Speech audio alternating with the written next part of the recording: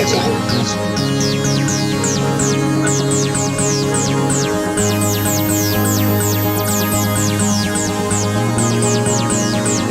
afternoon, sir.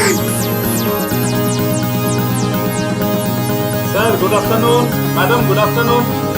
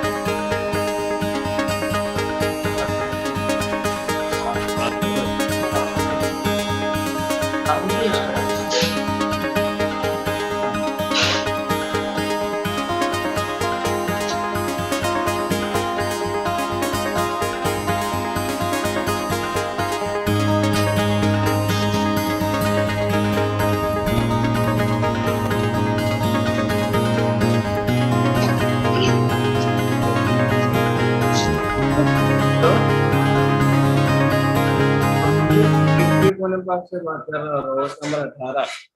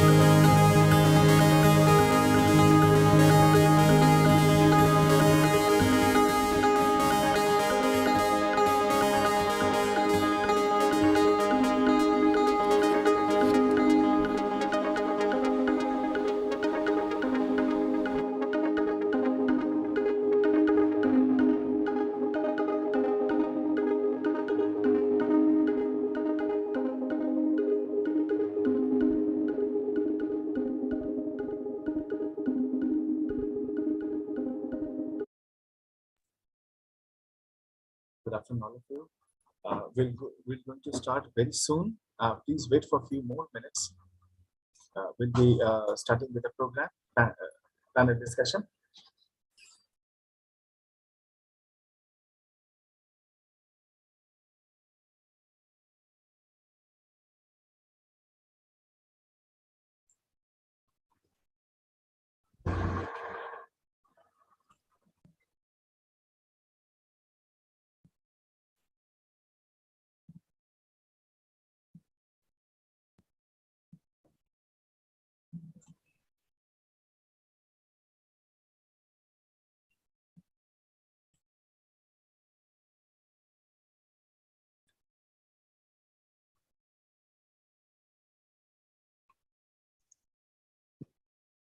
Sir, you may seek the permission of VC sir and we will proceed. Honorable VC sir, with your kind permission, shall we start? Yeah, if all the people have joined, we can start, Dr. Dev. True, sir. True. Right, sir. Right.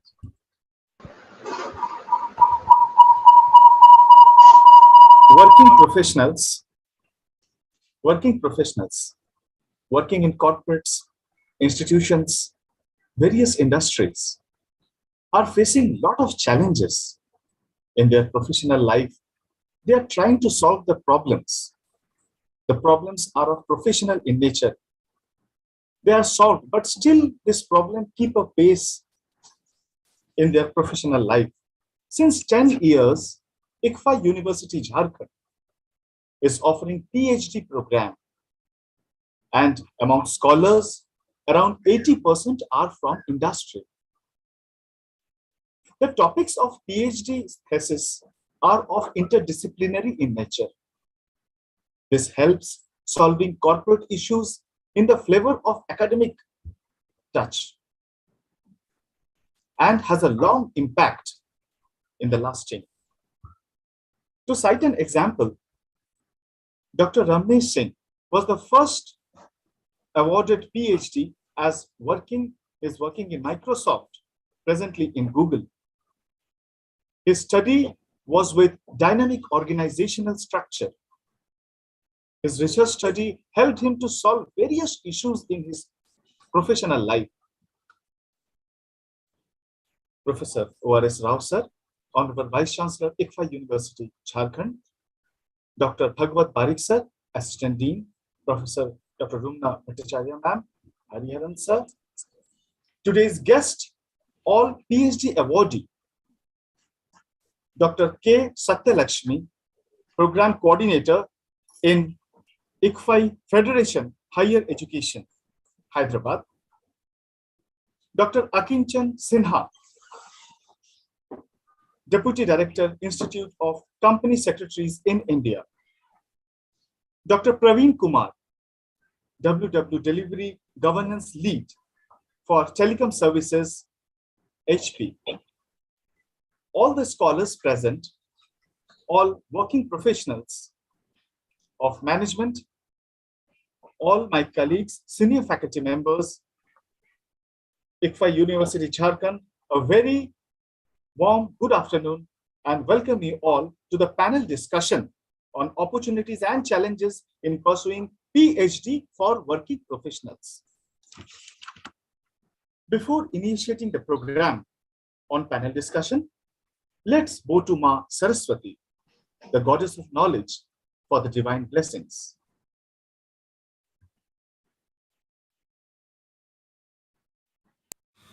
प्रभु जी सदा ही कृपा हम पे बनाए रखना।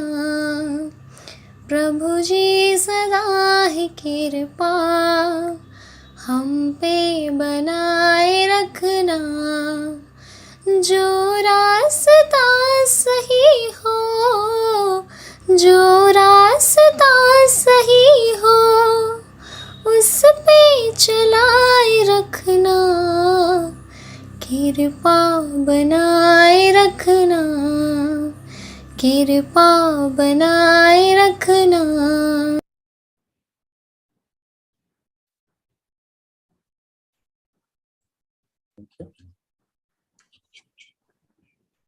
Completed BTech from IIT Madras, PG from NIT Mumbai. A huge 40 years of rich blend of experience in industry, academic, and applied research. Number of awards in his career. To say a few: Golden AIM Visionary Vice Chancellor Award, Award for Outstanding Contribution to Higher Education, Award of Excellence for Industry Academia Interface during World Education Summit, The Man with a Vision, Professor O.R.S. Rao sir, Honorable Vice Chancellor, ICFA University, Jharkhand. I request you, sir, to address the. Thank you very much, Dr. Subrata De. Dr. Subir Chattopadhyay, Dr. Hariharan, Dr. Barik, and all the senior faculty members of ICFA University, Jharkhand, and our current research scholars who are all working professionals. A number of them, they are very, very senior professionals in various walks of life. Advocate Pradeep Bhattacharya ji. Then we have the PhD awardees, the earlier awardees, Dr. Praveen Kumar, Dr. Akinchan Buttev, Dr. Satyalakshmi, and our existing professional PhD scholars, and also the aspiring the researchers, the PhD scholars. A very warm, not only warm, it's a very, very hot afternoon today. All over the country still, it's very, very hot, in the range of something like 40 degrees plus in some parts of the country. A warm welcome to all of you to today's panel discussion that is arranged by our university. And a very, very important topic, that is the opportunities and challenges for pursuing, PhD for working professionals. As mentioned by Dr. Subrata De, today all the working professionals, wherever they work, they go through lots of challenges. But at the same time, there are lots of opportunities are also there for their own growth. So one of the opportunities that beckons on all the working professionals is a higher qualification. When somebody is an undergraduate, you would like to do a post-graduation, be it in engineering, be it, MBA. When somebody is postgraduate, you would like to pursue the PhD. That's the highest kind of academic qualification that's available.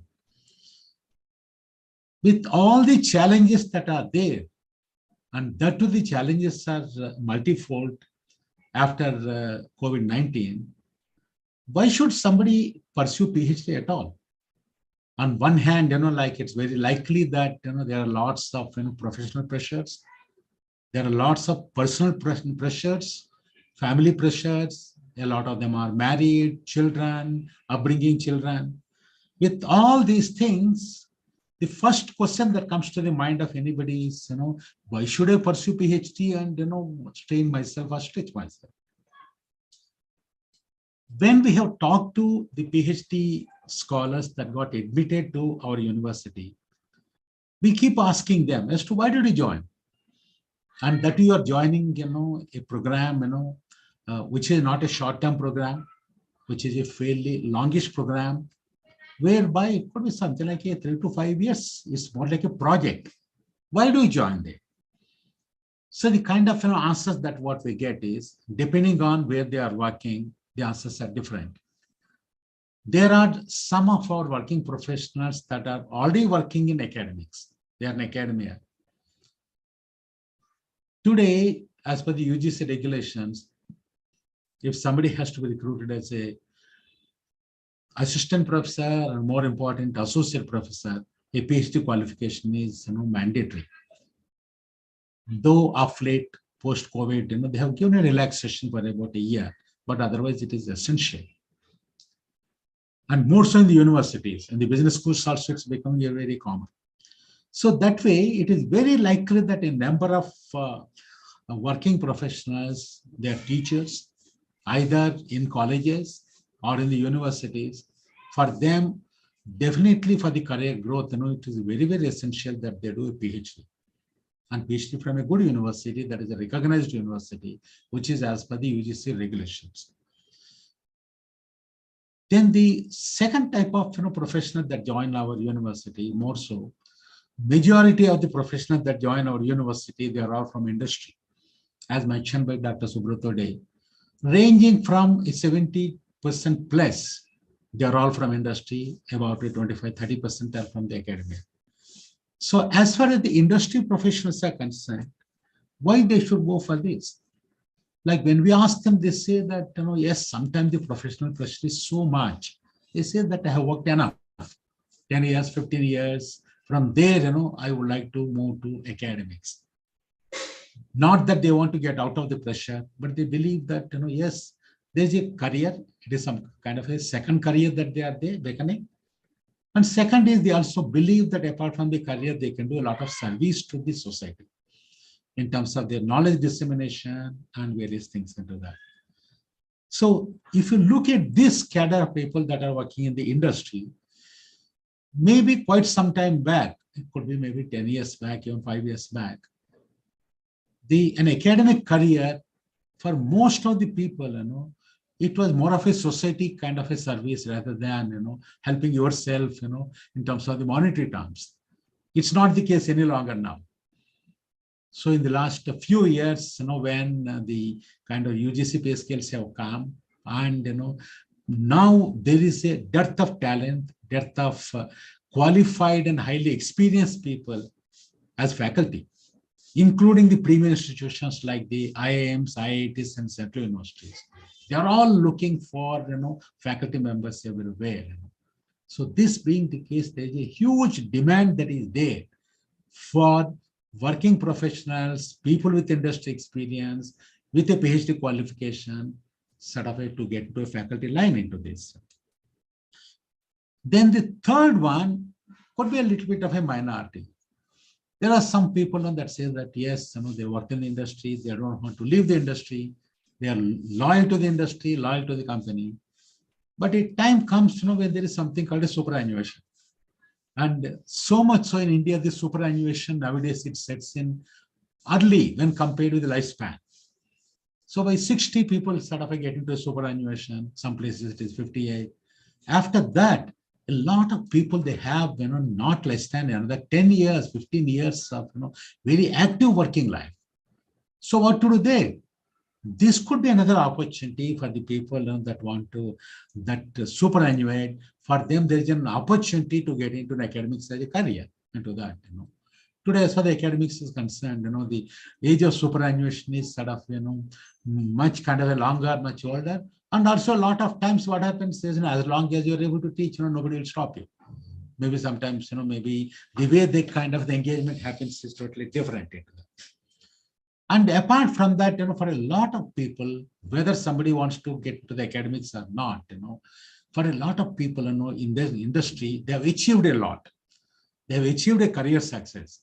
Apart from the career success, they believe that they also want to have an intellectual satisfaction. And we keep talking of the Maslow's hierarchy of needs. Then you have what higher order needs that are there. That is sort of having an esteem and having a respect, and a much higher need, something like a self-actualization. More than career, more than kind of a job, more than sort of a salary. Yes, I want to achieve something in life. Sort of yes, I want to be recognized into that. So that could be another kind of an opportunity for somebody to become a good quality professional and sort of keep doing some work, and that is something that he can contribute to the society.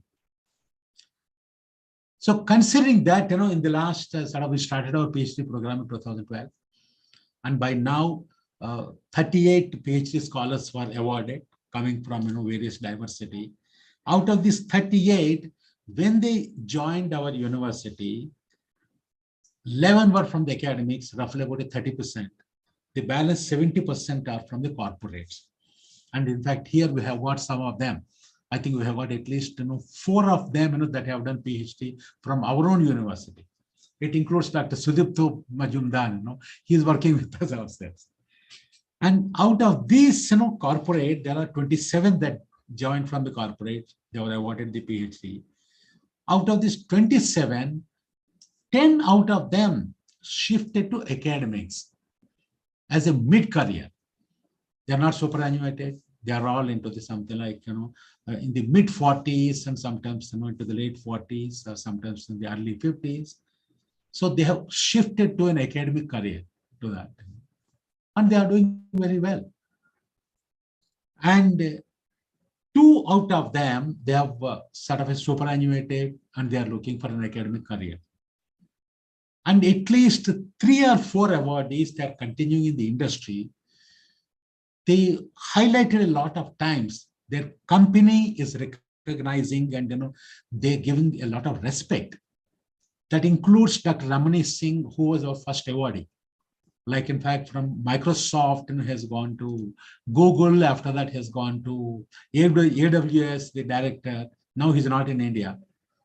He mentioned to me a number of times that wherever he has gone, in Microsoft, when he was there, when he got PhD, all the people, they looked at him with a lot of respect. And same in the case, he said, when he went to the Google, these are all the companies where they give a lot of respect to the PhD holders and their own employees into that. And same in the case with so many other kind of companies where they're working. Very recently, one of them, one of our PhDs awardee was working. He has been working in a multinational called Capgemini. So all these multinationals and a lot of kind of corporates, including the Tatas, they give a lot of respect for the people with a PhD qualification. They're all the kind of the brainies and intellectuals about it. After having said that, yes, it's a great kind of qualification. It's a great journey. And it's something that all of us will take pride in saying that. So at the same time, lots of challenges are there. Challenges are there, in terms of availability of time, availability of quality time, and despite the pressure of work, I must be able to spend some time into that. And also, like in fact, particularly people that are working in the industry, like timelines are important, time management is important.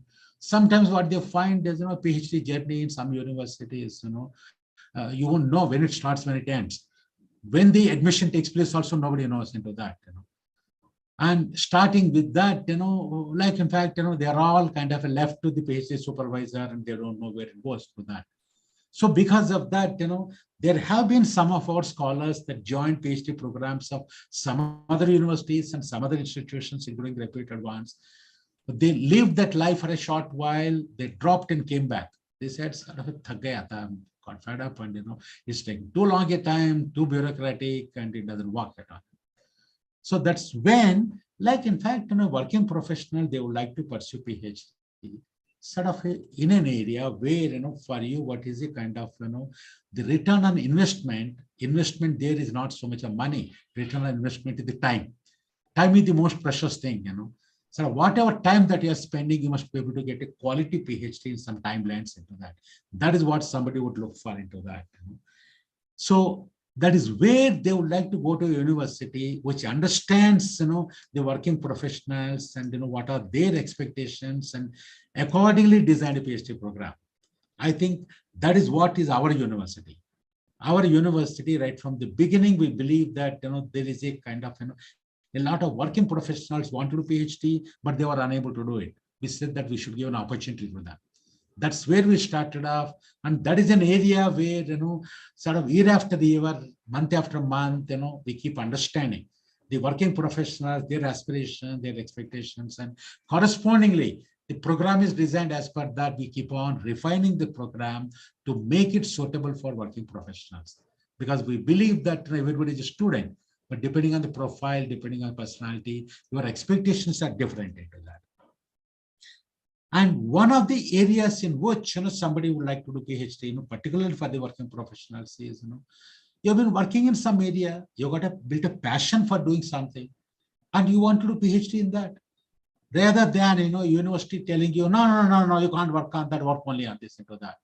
If Mr. Pradeep Bhattacharya, he has been a reputed lawyer, and kind of highly respected kind of a legal professional from the Dhanbad. If he wants to do something on the legal management, we say, fine, you do on that, no issue at all. We didn't say, no, you can do PhD only in law, you can do it only in HR. We don't say that. Or if somebody else says that, yes, I want to do something on employee engagement. Somebody else says something else into that. Somebody says, I want to do something on the disaster management in the schools. And somebody else says stress management. Somebody else says, happiness management. Sort of anything with regard to sort of a management, that's fine with us. So much so, if you see out of the 38 scholars that have, this thing were awarded, more than sort of a 45% of them, they have done, PhD in the interdisciplinary areas. Areas like technology management and areas something like, HR plus marketing, marketing plus finance, and a whole lot of things, Typically, what we have seen is in industry, the real problems, they don't come and tell you I'm a HR problem, or I'm a finance problem, or a marketing problem. The real life problems, they are all interdisciplinary. We recognize that. So because of that, we give, a leeway to anybody to do PhD in the area of your interest, in the area of your passion, and also preferably in the area where you have been working. So in fact, Dr. Akin Bhute, he said, I want to do some work on IPOs. He said, yes, please do that. We don't say that, don't work on that. So I think, those are the kind of things, sort of what we do into that. And second thing is, like, in fact, when you do PhD, like, you are in a class again, you're in a cohort. In this cohort, the important thing is, it also matters, who are all your other, classmates that are there. So in our case, they're all working professionals. And the working professionals in our university, they come from across the country. Our PhD scholars, they come from 16 states of the kind of a country. So starting with something like in Jammu and Kashmir, going up to Ladakh, going up to the Kerala, or from the Gujarat, going up to the Arunachal Pradesh. And now to talk of, all of the states into that. So truly, when once you come and interact with, with our PhD scholars, you find it's a mini India. It's not just one state into that. Similarly, our PhD scholars, they come from different age groups. They come from sort of, 30s going up to sort of 60s and 70s plus. We don't put age bar at all. We believe age is just a number. As long as you want to work, it's all right. Age doesn't matter at all. Similarly, they come from different industries. Start manufacturing, BFSI, IT, sort of name it, any industry that is there, they are there to that, including government, state government, central government, armed forces, Indian Air Force, or maybe army, wherever it is that, including entrepreneurs and including housewives. And they come from different functions. They come from, whether it is a finance, marketing, HR, strategy, operations, whatever the functions that are there into that, So that is a great diversity. A lot of times, a PhD scholar student learns from the peers in terms of exchange your ideas, thoughts into that. They can add a lot of kind of the contribution in terms of that. Then the other thing is, like, in fact, considering you are a working professional, you like to have flexibility. So thanks to the COVID, or even otherwise also, now we have adopted blended learning. Technology is a part and parcel of our program, starting from your admission to the program, going up to the award of the PhD until your Viva oversee. During the COVID times, the coursework was conducted completely online, and similarly Viva oversee was conducted online. Now that we have come back to normal, yes, we may not go back to 100% physical, 100% online, but it's going to be blended. And that is something very convenient, for our working professionals. Wherever you are, you can learn. And we have set up, a digital learning management system called Swadhyay. A lot of material content is available in that. That is something that, a reservoir of knowledge. That is something you can learn a lot into that. And one thing I forgot to mention when I mentioned about housewives, sometimes we find that, maybe because of various reasons, some women, they are unable to pursue their education, they are upbringing children, they want to pursue kind of PhD. And maybe at a particular point of time, when the children are grown up, they want to go into a career like, education. 30% of our PhD scholars, are women. So normally you find that in normal other these things, the percentages are not as much into that. Then the other thing that matters is, our CG University, we believe that it is people plus processes that will drive the delivery. We need to have good processes. It cannot be very bureaucratic, but it cannot be very regimental. Ultimately, it is the people that make a difference into that. It is sort of a people like, sort of Dr. Barik, Dr. Suzan, Dr. Rumna Bhattacharya. These are all our kind of dedicated, committed people that are there. These are the ones that drive our PhD program. And it's not one person, it's not that only the supervisor, it's the entire university system that facilitates and makes sure that, your PhD program is, delivered in sort of level into that. So it goes beyond people into the sort of a process into that. And apart from that, our CG University, our CG program, there is something called a personal touch. We call it a human touch. Now, Philip Kotler, he has been talking about so many things. Now he's talking of a human-to-human marketing. Earlier we used to talk about peace and various kinds of things into that. Sort of now it has become a human world into that. So our CG PhD program, with a human touch. That is where, like you can say, a lot of our own PhD scholars, that could be successful in the journey. We understand you, we understand your problems that are there, and we know how to kind of help you to come out of that into that and still do that into that. So that way, our CG program, like where, we give all the flexibility, but without sacrificing quality, that's where we adhere to all the UGC regulations that are there, every aspect of that. Some of the kind of regulations what we put, became a regulation of UGC later. Like our, the review, 6-monthly reviews, we started off in 2012 itself, whereas the UGC regulation, they have come sort of a much later. So our university, we believe that, our dictum is, grooming professionals with values. Here the context is we want to groom our working professionals into quality researchers with values. And I wish all of you all the best, all of you that joined today, and all the aspiring, the PhDs kind of a scholar that want to join us. We would welcome all of you to our journey. So over to Dr. Subrata. Thank you. Thank you so much, Honorable Vice Chancellor, ICFA University, Jharkhand. Over 30 years of experience as a teacher, administrator, subject matter expert for various assessment and education service providers. PhD in Management from ICFA University, Jharkhand. Dr. Satyalakshmi Kompalla, presently Program Coordinator and Faculty Member in ICFA Federation for Higher Education, Hyderabad. Over to Dr. Satyalakshmi, Madam, for the experience. Dr. Satyalakshmi, Madam. Madam unmute कीजिए madam. Yeah. Hello. Yes. Am I yes, audible? You're audible, ma'am. Please proceed. Good afternoon, sir. Very happy to be back in IUJ.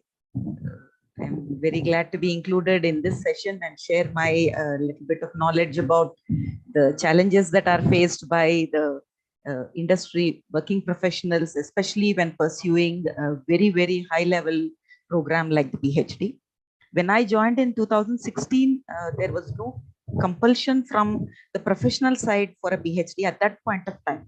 But I was looking for a PhD, as Professor Rao said, as a self-actualization process to prove something to myself that I can do it, sort of re-trigger myself, kind of make me alive again kind of thing. So I was looking for a very good university, but mostly I found a silo kind of system where I had to fit in with their thrust areas.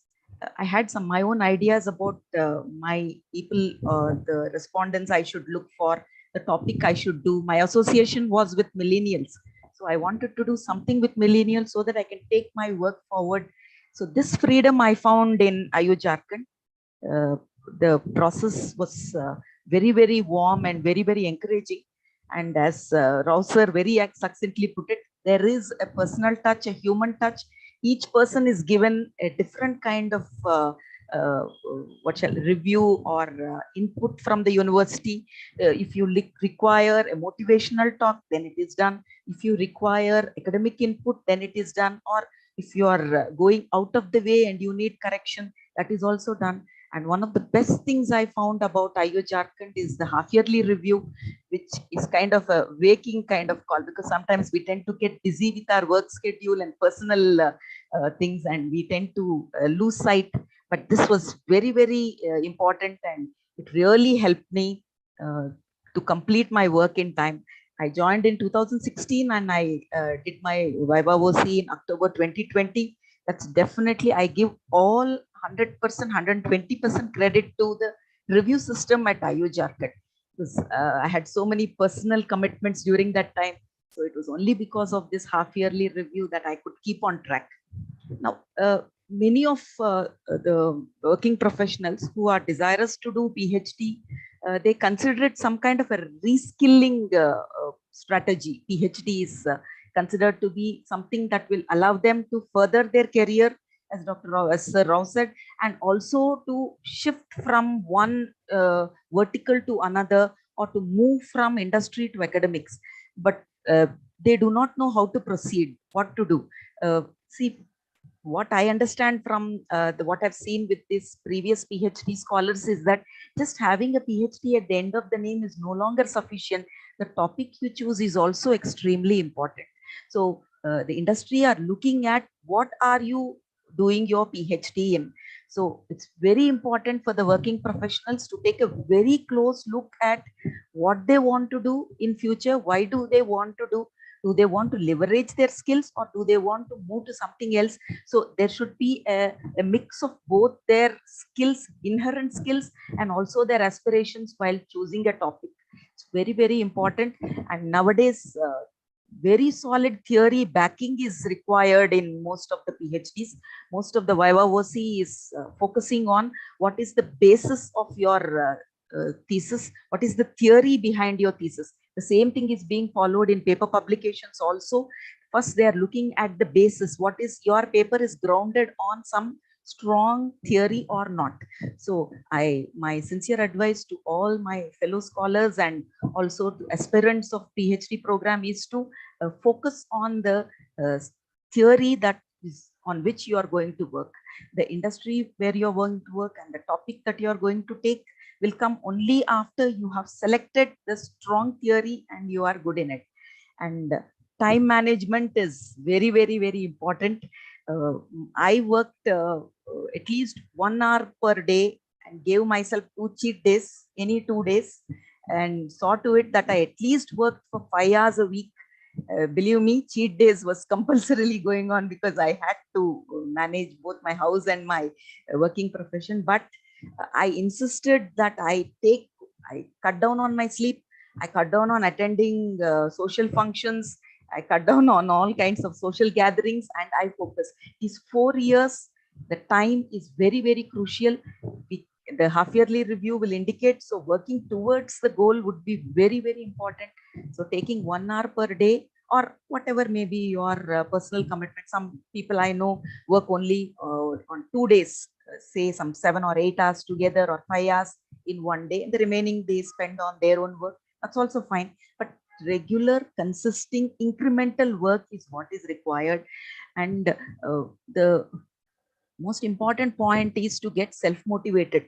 Please remember, my dear friends, that PhD is a program that focuses on you more than anybody else.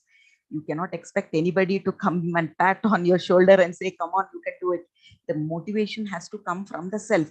So it's a very, very important thing to be self-motivated, and your fellow scholars would be the ideal people to be self-motivated. They are very, peer group interaction would be very good in motivating yourself. And I think in this way also, the IO Jharkhand PhD support committee has done a great job by instituting a social WhatsApp group where we could understand what each one is doing, and we could move on from there. So on the whole, I think PhD journey is an excellent personal milestone, regardless of whatever you may obtain at the end of it. It's a huge personal milestone, and it's a great achievement. You are in a very light group. I think this is the opportunity for you. IU Jharkhand is an excellent platform.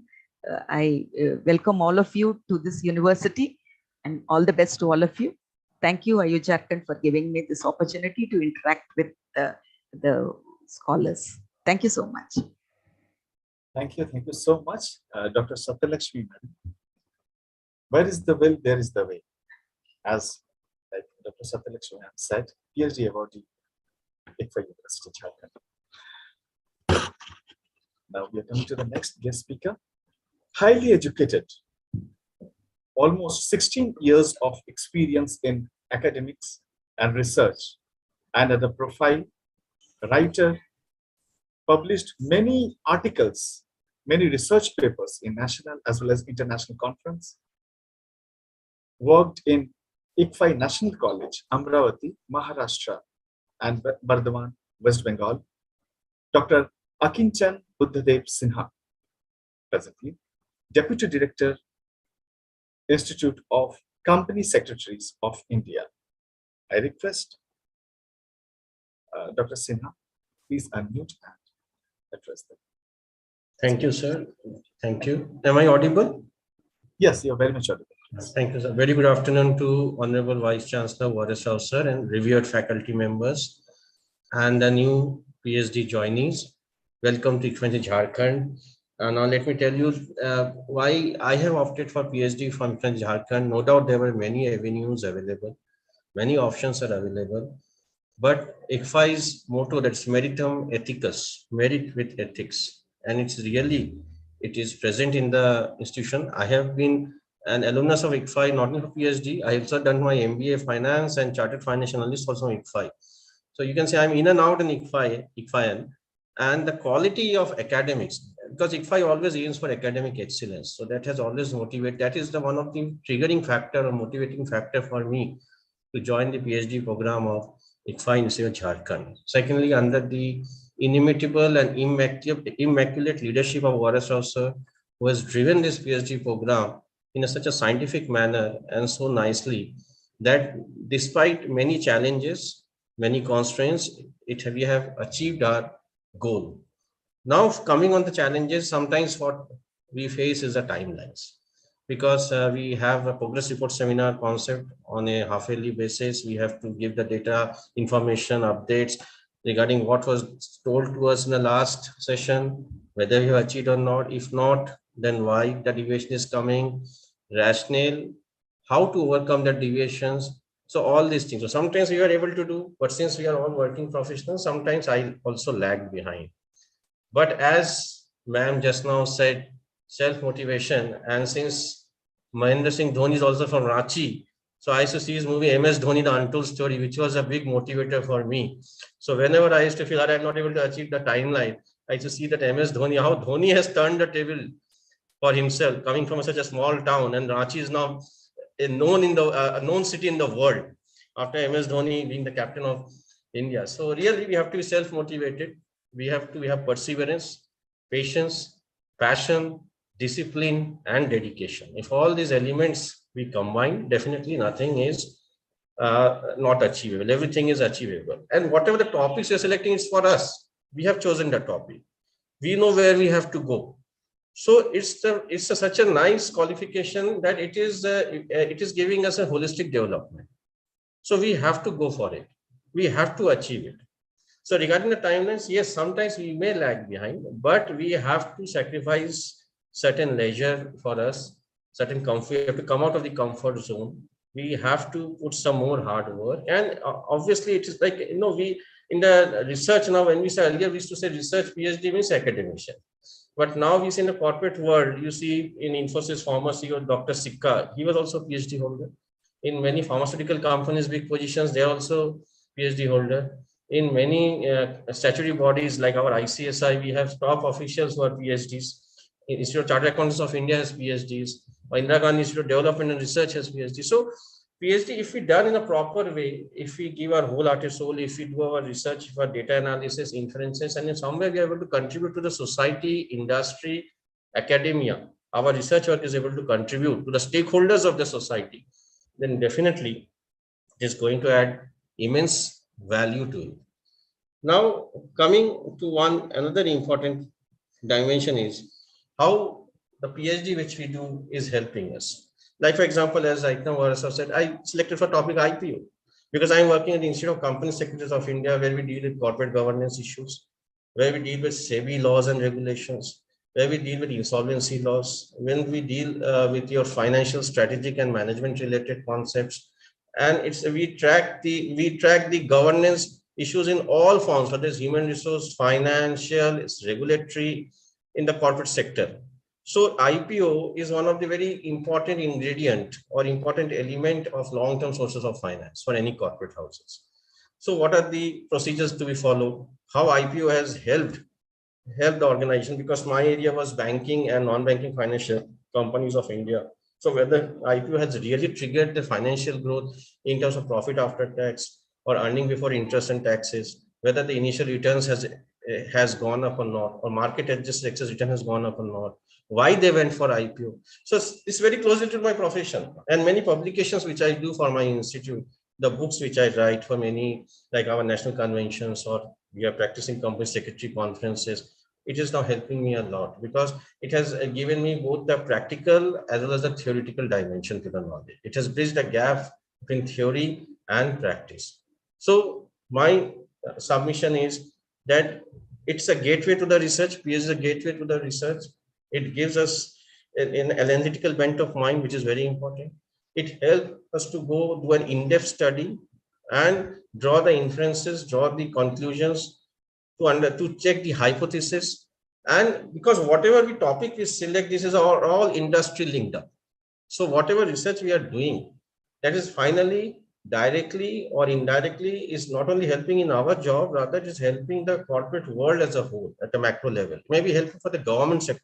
Also, maybe state governments or central governments may refer our research work for their any policy matter or policy formulation related matter. Maybe, for example, regional rural banks or NABARD, they may take our suggestions. So we have to take pride in ourselves when we do a PhD. We should not feel monotonous at any point of time. We should say what I am doing, it is going to contribute to the society in the big way, because right now all our thesis work gets uploaded in Shodh Ganga, which is a platform created by Central Government of India, where many people access. Many people, like similarly, IIT Kharagpur has recently come with National Digital Library of India. Of IIT Kharagpur concept is there. Also, they are uploading the various literary work of many institutions and universities. So see, our work is getting accessed by so many people, and I feel so proud. Sometimes I get an email from any research scholar, sir, I read your PhD on Shodh Ganga, can I quote this? Or suppose I have written an article in ICFA University Press, I am regular contributor, IUP Hyderabad, portfolio organizer. Sometimes, sir, I read this article, can I quote this? So this gives me an immense satisfaction after PhD. Yes, my work is getting recognized. So I request all the new PhD aspirants that please give your utmost contribution, 100% contribution. Believe me, you give 100%, you get 150%. Thank you. Thank you so much. Jai Hind. Thank you. Thank you so much, Dr. Akinchan Sinha, for sharing the insight, the insight of PhD, basically what requires and all to the core. And definitely, like all the PhD aspirants will be motivated through your words. Thank you. Thank you so much, Dr. Akinchan Sinha. Thank you, sir. Now, coming to our next is a huge 20 years of professional experience in the area of service delivery and process governance, BPM project, and program management, customer relationship management, contract management, and many more. Dr. Praveen Kumar, presently working in Hewlett-Packard Enterprise and as WW Delivery Governance Lead for telecom software services of $500 million and portfolio spread across 50 plus countries. Also worked in Wipro Technologies and Vion Labs. Has got global exposure in United States of America, Europe, and Asian Pacific countries. Dr. Praveen Kumar, I request you to share your experience. Over to you, Dr. Praveen. Thank you. You guys are able to hear me? Yes, sir. You are audible, Yeah. please. Thank you. Thank you, IU Jharkhand, for organizing this kind of event. This indeed helps people understand and get perspective of why I want to do what I want to do. I mean, I can share my experience when I started this journey way back in 2015. For me, it was very clear. I said, what is my vocational interest versus what is my avocational interest? Not every skill, not every knowledge which we acquire is designed for commercial usage. What I mean is not everything can give you money. There are certain things which we do is for satisfaction. And everybody, each one of us define and design these satisfaction parameters differently for each one of us, depending upon the age group, the career where we have, the area where we live in, and whole lot of parameters. My working background, I work in a multinational company. I deal with people from different countries. And what was critical and curious factor for me was to understand what keeps people engaged. Same working environment, same policies of organization, somebody is more engaged versus somebody is less engaged. And that drove me to decide what kind of subject I want to research on. So not only this PhD ensured that I get a perspective of employee engagement while dealing with people within my own organization, I read a lot of research done by others and therefore understood what goes behind people thinking pattern, what makes them engage, what keeps them disengaged, so to say. So most important question from my perspective before anyone joins any organization, when I say organization, any university for PhD program, ask this question: why you want to do PhD? What is your vocational interest? What is your avocational interest? Once your objectives are clear that I want to make my PhD as a vocational interest, fair enough. You can look for teaching as a career. You can look for research as a career. You can look at writing books and journals as a career. All these things are existing. But having this clear objective is important. Once you decide this, how PhD will happen, IUJ has a well-oiled machinery. From my perspective, it's a very well-oiled machinery which works seamlessly. You don't have to go and do anything.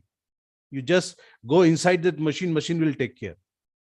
But more than what machine takes care, as a university, as a function, the way research committee, the way faculties work, the way your guide works. I mean, I remember my guide, Dr. Bhagwat Barik is here.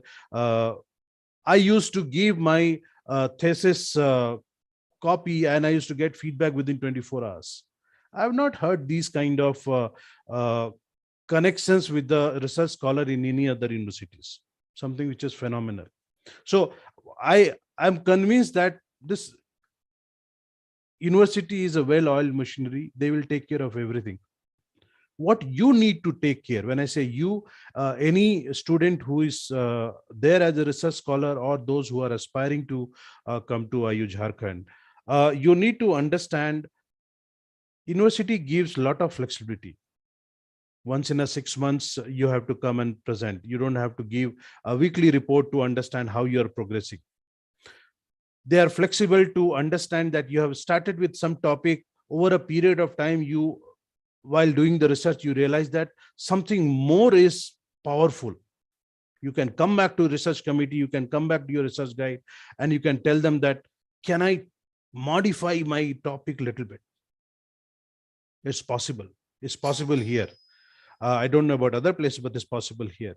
If you look at how more to be listener, if you want to build that capability from a reactive guy to a responsive guy, this university will facilitate you to do that.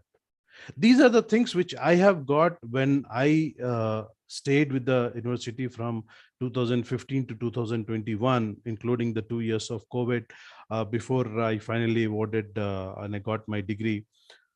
This university is the place where you understand what you want to do. You set your expectations and objective in the larger frame, how it fits your career aspirations, how it fits your other goals and objectives.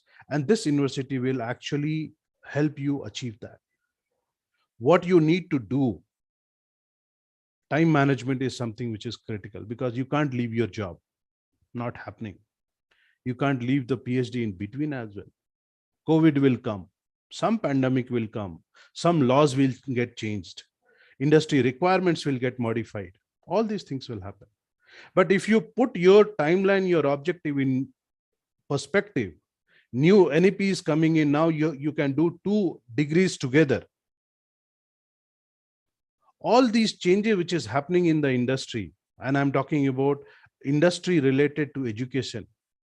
You don't have to think about getting into teaching as a career. Well, that is very good as a bell curve. If I say first part of the bell curve, you be in the industry, rising career, and then you can plan your other part of the career, next half of your career, without going on the downside. You change the industry, come to the teaching industry, you are again on the positive side of the career graph. All these things, something which this university helps you think through. I mean, you can think, at least I know there are, my friends are doing a PhD from multiple other universities. Few of them left in between.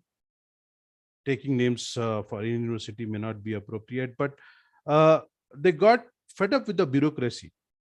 Here, at least I never felt that. I wanted to talk to my guide. It is 10 p.m. in the night. I had freedom to pick up my phone and call them. These kind of mental support, particularly when you have completed your post-graduation and still you are a child inside you who wants to ask for a guidance. Question came now, like a child, question comes, he wants to ask now. You want to ask something then and there itself. You have guides, you have faculties who are available. That was my experience. I would strongly suggest you to enjoy these facilities. I'll say these are really facilities. And this will make not only your PhD journey enjoyable, it will help you understand the subject which you have selected for your PhD. And eventually you will feel powerful, you will feel honored. I mean, when I got my PhD degree and I told my managers, everybody is like, oh, so now you have started thinking differently. So lot of excuse me, lot of appreciation from the corporate, lot of support from university, and that what makes you a person where you start talking less, start listening more. That's my experience with IU Jharkhand. Thanks, Barik sir. Thanks, Rumna ma'am. Thanks, Rao sir, for all the support I have got from research committee. So many people. I mean, I can't take all the names together, but I am really thankful to all of you. Thank you. Thank you. Thank you so much, Dr. Praveen Kumar.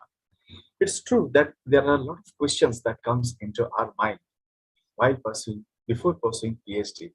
Thank you so much. In like a lot of exact insights you have said, Dr. Praveen Kumar. Thank you so much. Now we are coming up to the interaction session. Now I request all the PhD aspirants, you can unmute and you can ask questions to the panel members. Our panel members are with us. Now my request to all the PhD aspirants who are present in this meeting, you can unmute and ask questions. Hello, sir. Yes, yes, you're very much audible, Sujikanta Mohanty. Yeah, please. Sir, I am 26 years old right now, and all of you are all so much experienced, and I lack corporate experience, and I help my father in a small business, and I want to do PhD from IUJ Jharkhand. So am I eligible, or I am doing right or wrong? This is my question.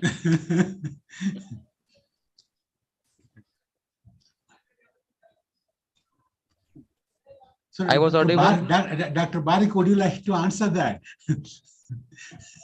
Sir, I lack experience and all. You all are so much experienced, and I'm little nervous right now. After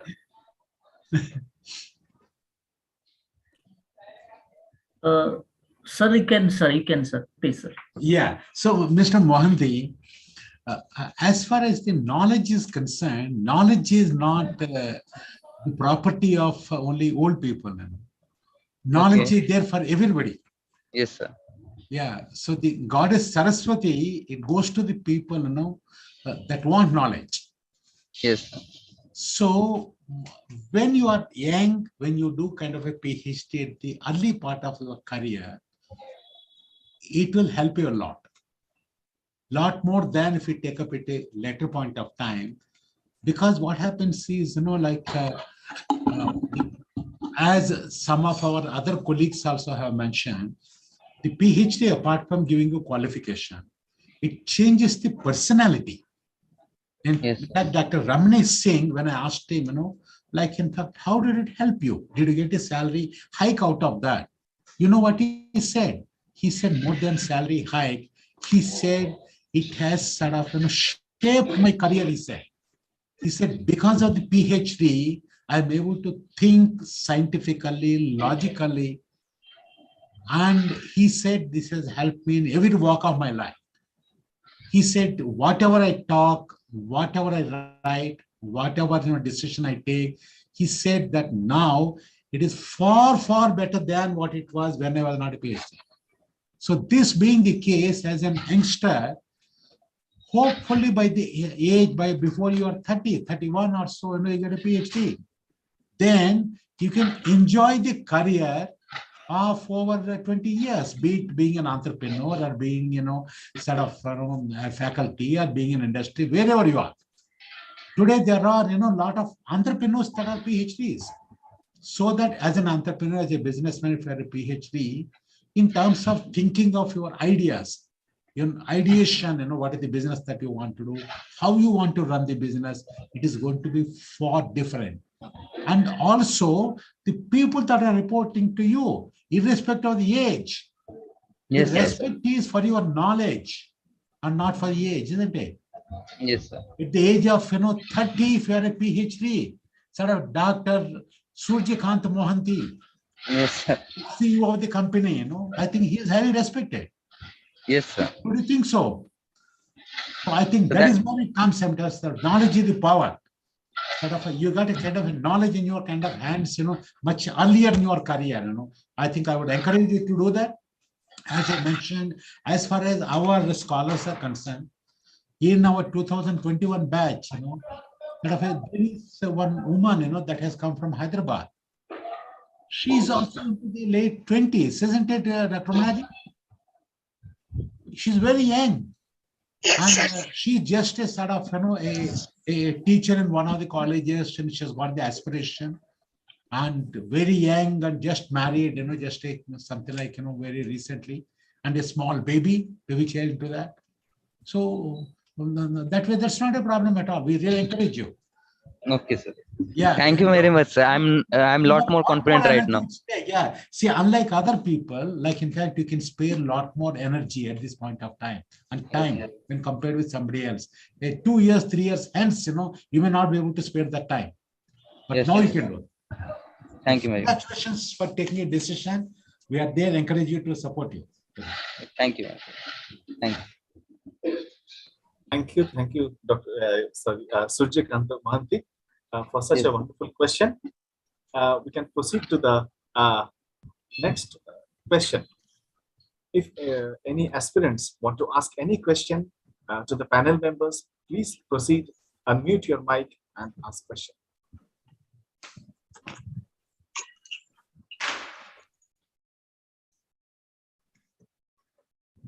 Hi, good evening. This is Viral. Very good evening, Mr. Viral. Please carry on with your question. Sure. I have two questions. question number one is, does this program give me a degree which is same as a full-time PhD, or is this degree gonna be different? That is question number one. Question number two is that I understand there is a relaxation for now for people who have work experience, but as per UGC guidelines, a doctorate program is a mandatory thing that one should have, along with publications and other things as a prerequisite. So, does this degree qualify as is it considered as a degree which can be used for that?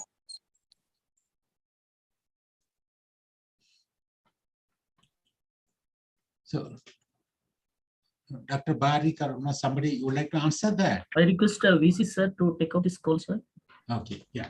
So, Mr. Viral, so as far as the UGC regulations are concerned, UGC regulations of 2016, it allows the kind of, the people to take the PhD either as a regular scholar or as a part-time scholar. You cannot do PhD in a distant mode or on the online mode. That is forbidden. Otherwise, a part-time PhD, it is as good as a full-time PhD. There, it's not the mode of pursuing the PhD. So that being the case, the part-time PhD is, is perfectly in line with UGC regulations. You just need not worry at all.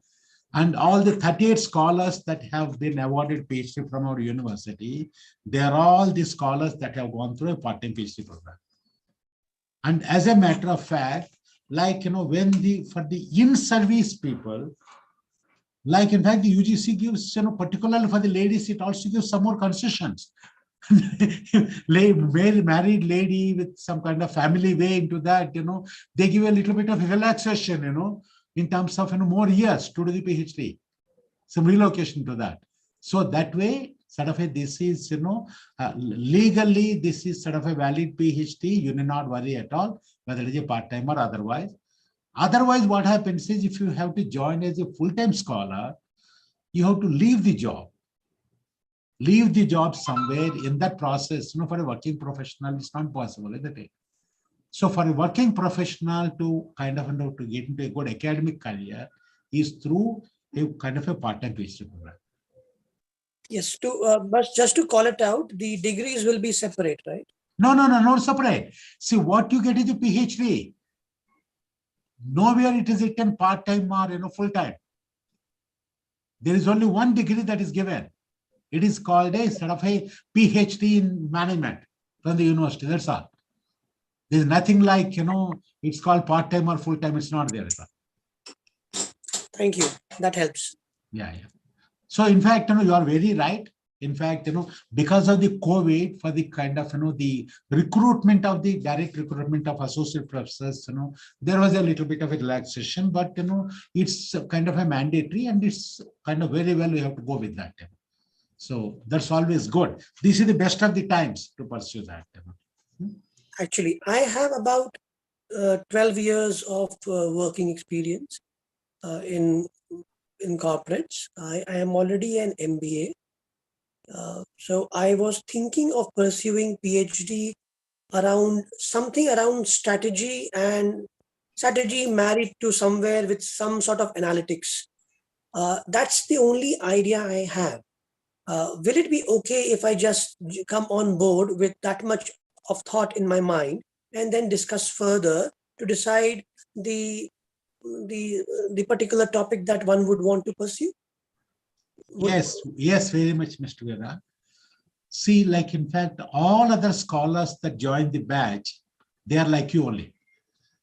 They come with a good work experience, but, there is some kind of some ignition in the mind, some fire in the belly and fire in the mind that I want to work, in one particular kind of area of, you can say passion for you, interest for you. And in your case, it is strategy. After that, it is our own, the supervisors and our own university that shape up your own thinking and see that, from that seed and how you can sort of, cull out, a research area and make it as a research area that is viable for you to do that, in a matter of something like 3 to 4 years into that. And that is where, in fact, Dr. Amnish Singh, when he joined us, from Microsoft, in fact, what all he knew was IT industry, like it is a networked working and dynamic structure, organization structures, and the people had only very, very hazy ideas. From there, it was the university that shaped up into that. And with the result, a working person like him, working in a demanding company like Microsoft, he completed his PhD in 3 years. In our case, you find that, like out of the 38 scholars, something like about 20% of the scholars, they completed in 3 years. Because it's a bell curve. And, something like about 40% of them have completed in 4 years. And something like another 25-30% they completed in 5 years, and maybe 10% were laggards because of family or work or relocations, various things they have gone into more than 5 years. So that way what you notice is like in fact somebody that works hard and makes it, you can complete in 3 years. It's a matter of how you choose. It's not the number of years, it is just a matter of the amount of work that you put into that. Right. I actually am looking forward towards the shift in mindset that you were just talking about some time back. That gives you another framework to look at things. So MBA taught me that. I think this will add one more dimension to it. This is one of the reasons that I would want to pursue this. One more operational question. I see in the guidelines that there would be a sort of an entrance examination on aptitude for research. Would you be kind enough to share some pointers around it as how one can prepare, given the short span of time? So essentially, this is a research aptitude test. What all it assesses is, the kind of aptitude that you have got for conducting research. And as per the UGC regulations, the 50% of that should be with regard to your research aptitude, with regard to something like your understanding. I'm sure in the MBA you might have done it. Something like what is research and how the research is conducted, and some very, very elementary kind of things with regard to something like a statistics and statistical methods. And then your kind of the aptitude, sort of a quantitative or the other aptitudes into that. Typically those are the ones that are measured in that. So that was way back after you complete your MBA. Let's go into IT. If you can brush up a few of them, well before that, I think that should be good enough. Thank you. Thank you. That's not a problem at all. Okay. Thank you so much, Viral, for asking the questions. If you're having any query, please ask to all of us. Any more questions? Hi, good afternoon, everyone. My name is Kumar. Yes, Kumar. Yes, please. My hometown is in Dhanbad, Jharkhand, but I work in Dubai, and I'm trying to pursue this PhD from last 3 years, but because of some hindrances, like one year was COVID, another year was I was traveling during the RAT test, and one moment I didn't pass the RAT test. So these 3 years I lost in finding a place in IU Jharkhand. But this year I'm trying. I already discussed with Ms. Dr. Rumna ma'am. But I have one query which I also asked to Rumna ma'am, and she said she will be clarifying me later about this RAT test.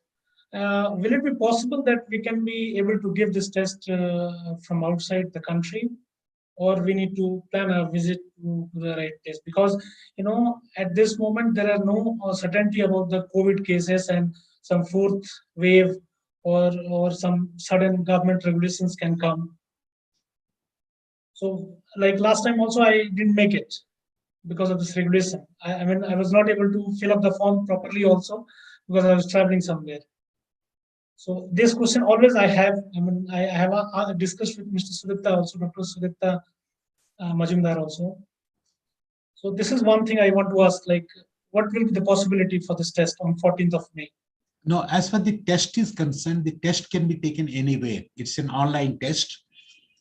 As long as you have got the internet connectivity, you can take the test anywhere. So for taking the test, you need not come to India, nor you have to come to the university. Okay, so this is only one thing. Otherwise, all other things has been asked by my Other things, I think they can other be friends. worked out. Yeah. So I hope this year I'll be on board, and I'll have a guidance from you people. We wish you all the best. We wish you all the Thank you. best. See, there have been, some Indians that have been working, in the Middle East.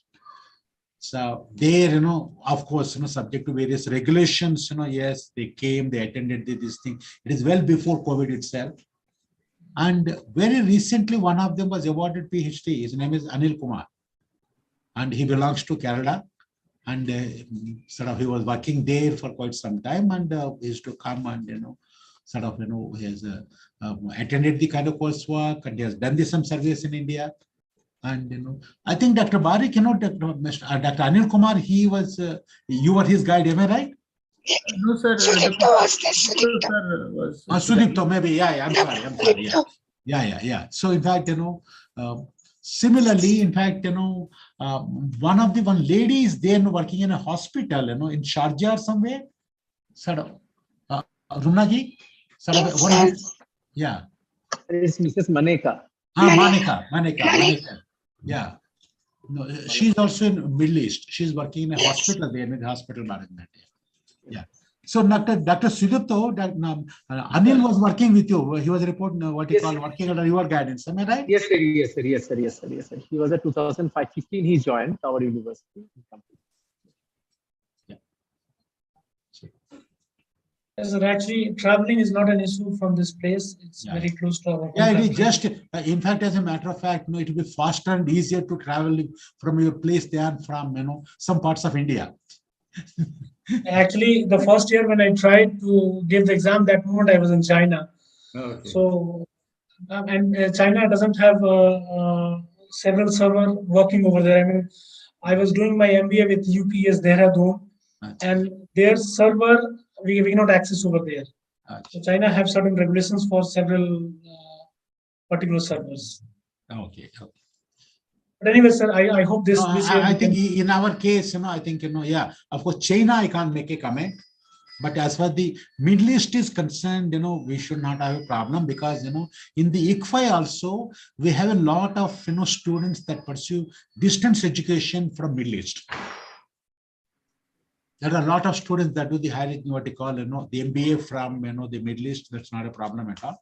And some of, our own scholars, we engage them in our 6 monthly kind of review meetings also, they take from there. Isn't it, Ramnaji? Dr. Ramnaji, in fact, there are some of them that pursue from there. Yeah. So Okay, sir, thank you very much. Yeah, all the best. Yeah. Thank you, sir. Yeah. Thank you so much, Kumar Gaurav, for the question. And I request all the PhD aspirants, like if you're, you can write your questions in the chat box. I can see a few more questions over here has been answered. There is one question which I have received. Currently, I am working in corporate. Whether I can enter into academics after the completion of PhD. So this is the question I have received. So he's having a lot of question in his mind that whether he can enter into academics after completion. No, Dr. Barik, you are working in the industry, from there you move to the academics. Maybe you are the best person to answer that question. Yes, exactly, sir. He can enter into the academics after the completion of the PhD. Because normally our PhD takes minimum 3 years of working experience. We don't require too much of 10 years or 15 years, but he can enter that one. And as rightly said by our Honorable VC, sir, to enter into the academics, we need a PhD degree. So he can enter, no problem. And our PhD is a valid, statutory, verified, and recognized by UGC, so no problem. He can enter, sir. No, in fact, I go a step further. Just like, you got BTechs and MBA programs, so many universities offer that. But some kind of, what you call, some universities, the same degrees, the value is higher. In the last 10 years, our PhD program is considered to be one of the best PhD programs, not only for the rigor, but also the rigor in terms of the evaluation. And all our PhDs, they are evaluated by the external examiners. Sort of, they come from, very kind of reputed, institutions like the IIMs and IITs and, BHU and also Central University. By virtue of that, the quality of our PhD degree is considered to be very high by the industry as well as the academia in India. I think that is something I wanted to highlight to the people. So that way, to answer your question, yes, sort of you can enter the academics, and the academics will be very happy to welcome the industry professionals with the PhD qualification to that. Thank you so much, sir, for answering the question. There are a lot of participants who have already joined in YouTube. Questions are coming up. As an MTech pass out, can I apply for PhD? As an MTech pass out, can I apply for PhD? Is our next question. Over to you, sir. So, no, as far as this is concerned, MTech, it depends on, in which discipline. See, in fact, there are institutions, like, the IITs sometime back, they used to offer something like, an MTech in industrial management. Still, some of the IITs offer that. Similarly, sort of, if you have done something like, your MTech or the post-graduation, for us, what matters is the post-graduation, a minimum 2 years of post-graduation. If the 2 years of post-graduation, it is in management or in the allied areas, you can do that. But if your MTech is in any other area which is not allied to the management, for instance, the MTech is in, let's say, mechanical engineering. If the MTech is somewhere else, I think then in that case, you will not be able to pursue our PhD because our PhD is in management. So, like whosoever is asking, if you can tell us, the MTech is, it's in which discipline, then maybe I think, we'll be able to kind of, answer that question. Right, sir. Thank you so much, sir, for the answer.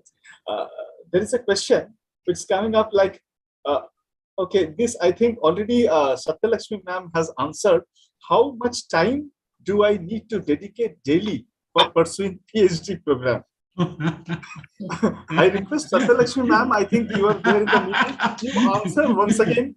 I think Satyalakshmi ma'am, are you there? Yeah. There's no such standard time. Sometimes when we are in the middle of something, I have even spent 4 or 5 hours a day, chutti from office, and it all depends.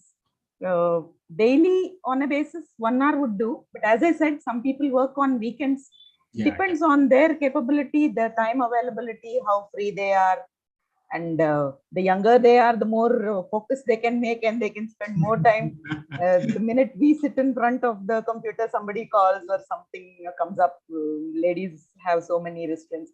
So it all depends. But regular time is what is needed. You cannot just forget everything and then come back after 10 days and start doing. You'll have to start from the day one again, from block A, you have to start. So consistent increments of work is what is needed. No, I think it is just like food. You can't say that, 4 or 5 days, I don't want to have anything, and one day I'll take, I'll take everything. 6 meals. You can't do that.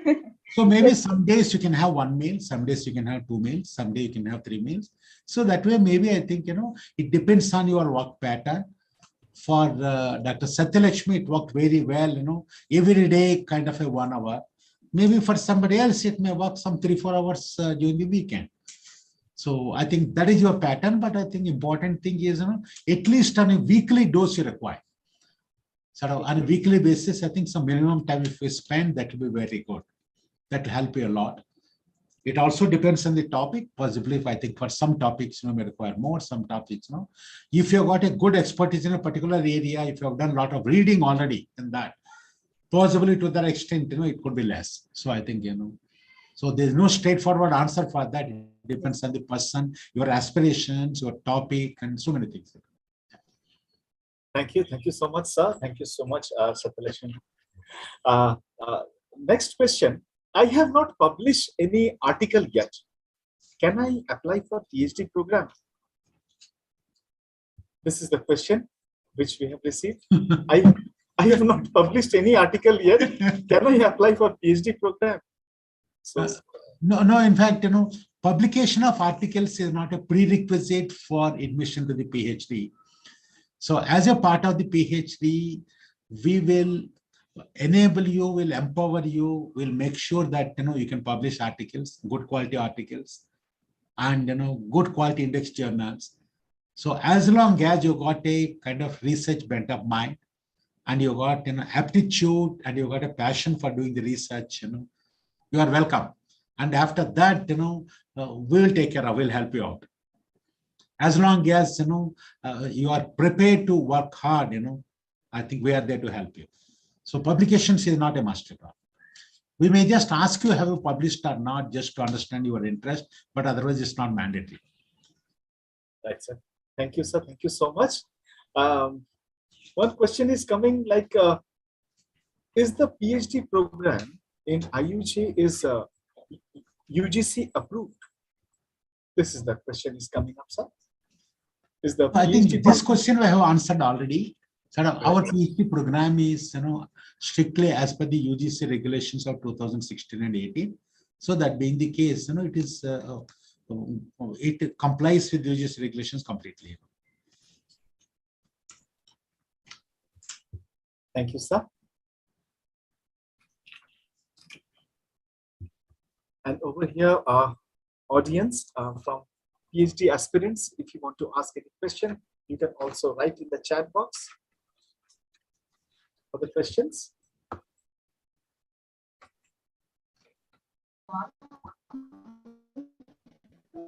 Santosh Datta. If you want to ask any question, please unmute and you can put on your camera and you can ask questions. Santosh Datta. He has typed in his question. Your voice is breaking. Santosh Datta ji, आपका voice जो है break कर रहा है. You can write in chat box. Yeah. Meanwhile, there was a question in the chat box with regard to the examination pattern, research aptitude pattern. As I mentioned, there we want to assess the research aptitude. So that being the case, the 50% of the weightage for that will be at the research aptitude, and the rest will be a general aptitude.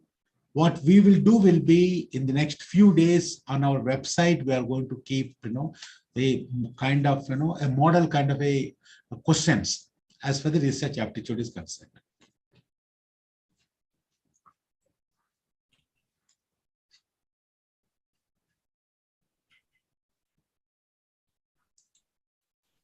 Yes, any other questions from these participants?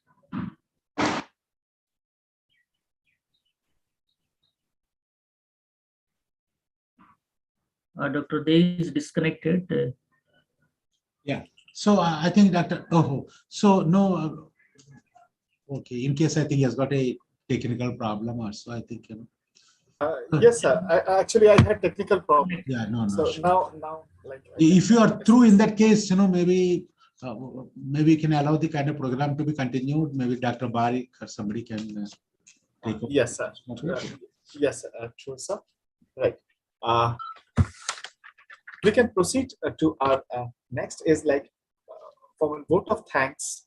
No, not only vote of thanks. I think I request Dr. Barik to conclude the discussion. We had a very nice and animated discussion, in the last, maybe about more than an hour. So I request Dr. Barik to conclude the discussion. Thank you, sir.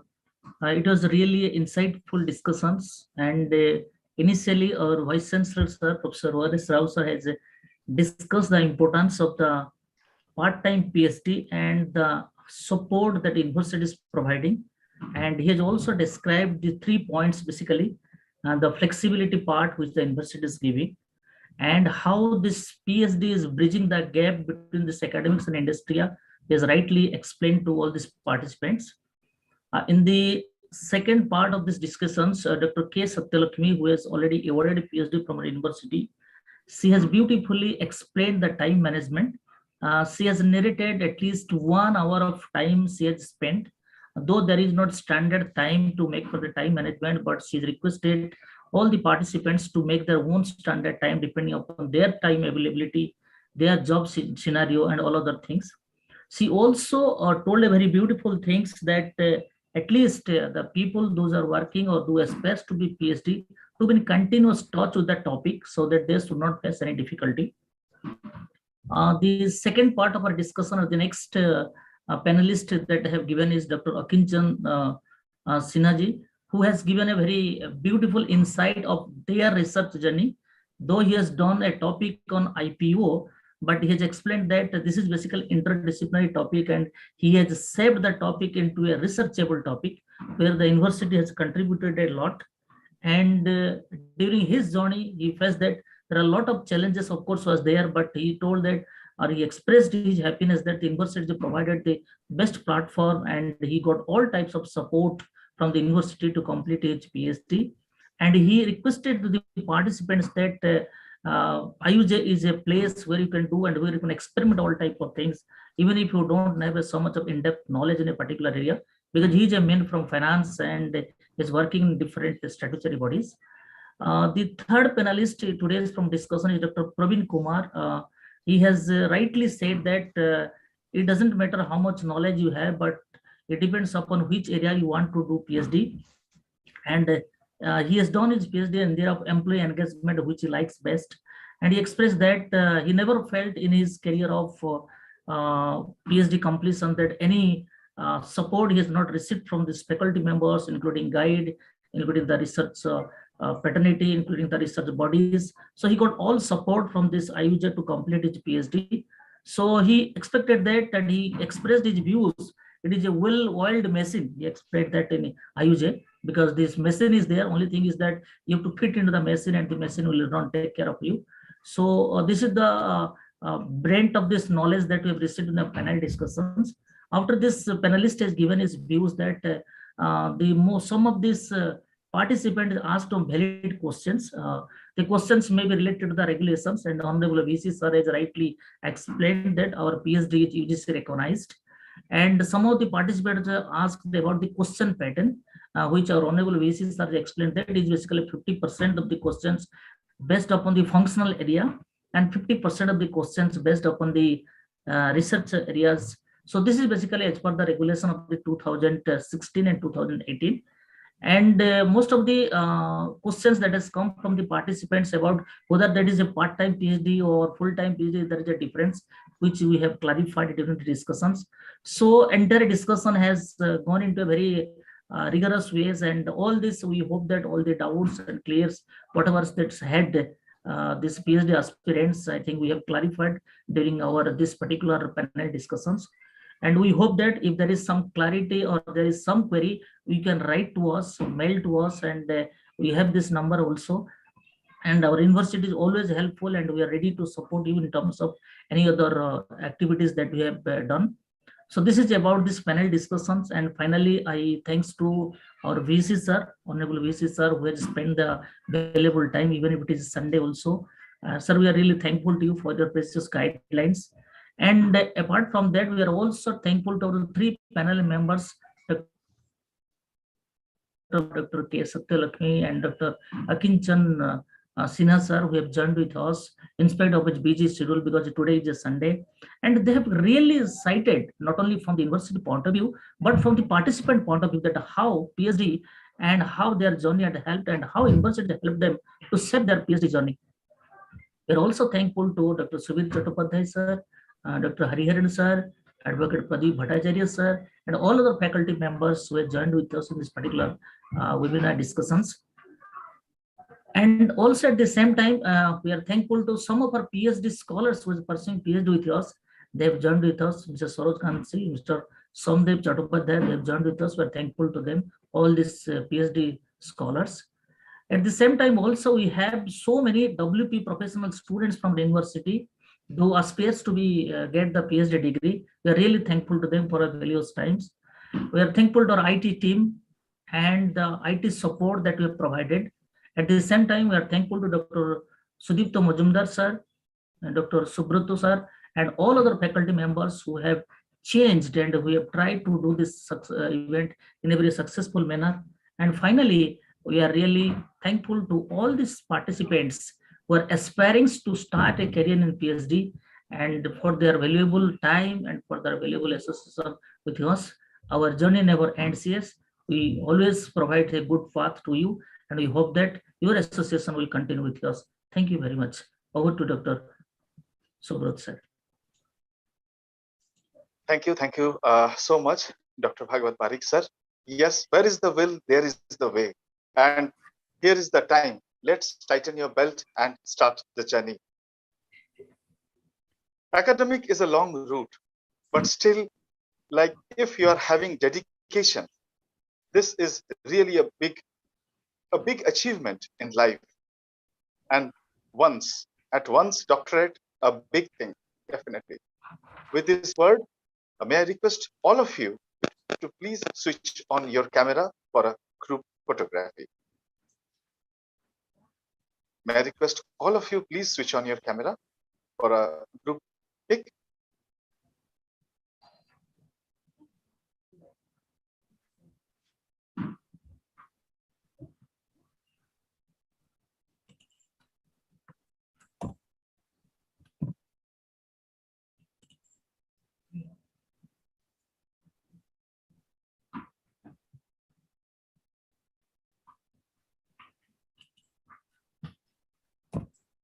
Don't you forget, few days are remaining for the last date of applying the form.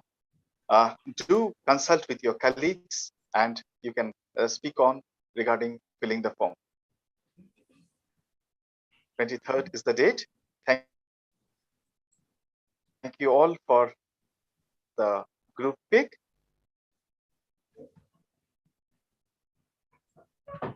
Sir, we have taken this photographs. Thank you all very much and have a nice Sunday to all of you. Thank you so much. I think Mr. Santosh Datta had put a query, I think, in Dr. Sudipto, I think, maybe you may like to sort of answer it offline. You just wanted to know what is the career growth after the PhD. Maybe I think you may like to talk. Okay, thanks a lot. All the best. Thank you.